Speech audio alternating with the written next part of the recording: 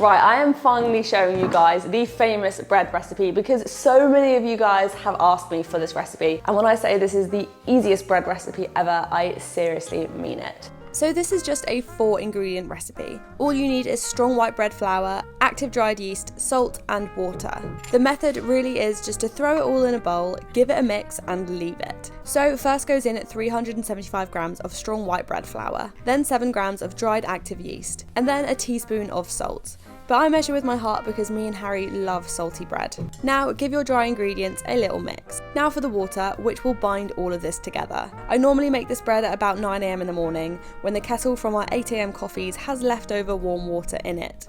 So just make sure it's not boiling hot. And now I've done this recipe so many times, I've worked out that the dough comes out better if it's a little bit wetter.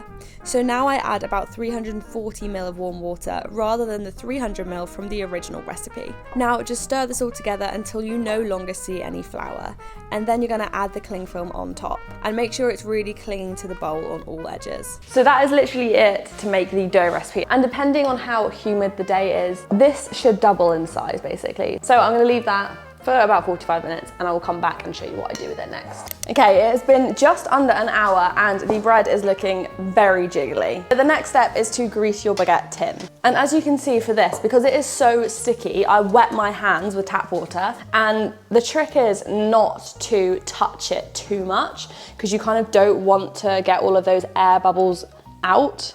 You prefer to have them in. It does not need to be perfect. Mine's like obviously lopsided, but whatever. Now with the toppings, you can do whatever you want. So I have poppy seeds today. Normally I have sesame seeds and I put them on. I think that's the best combo. And I put this on with sea salt and a sprinkle of flour. You kind of want it to look as French and as rustic as possible. Now these are gonna go into an oven that is 220 fan. And if you haven't preheated it, it'll be about 25 minutes. If you have, it will be about 20. So I'm gonna pop those in and wait 25 minutes. There you go.